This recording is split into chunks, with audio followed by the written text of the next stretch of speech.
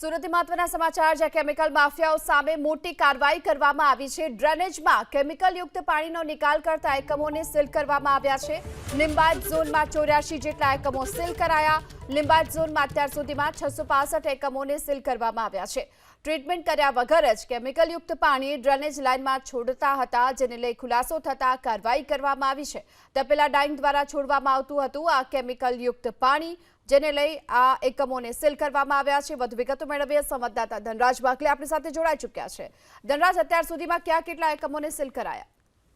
जी बिल्कुल, ड्रेनेज मार्फते जे प्रमाणे केमिकल युक्त पाणी નીકળે છે તેનો પર્દાફાશ એબીપી અસ્મિતા દ્વારા કરવામાં આવ્યો છે। ત્યારે એક બાદ એક અલગ અલગ ઝોનમાં અત્યારે હાલ જે એકમો છે સીલ કરવામાં આવ્યા છે। સૌથી પહેલા ઉધના, ત્યારબાદ પાંડેસરાના, હવે લિંબાયત વિસ્તારની અંદર 84 જેટલા એકમો છે સીલ કરવામાં આવ્યા છે। લિંબાયત ઝોન દ્વારા અત્યારે જે કાર્યવાહી કરવામાં આવી છે ત્યારે કુલ 165 જેટલા એકમો વિરુદ્ધ અત્યારે સુધીમાં કાર્યવાહી કરવામાં આવી છે।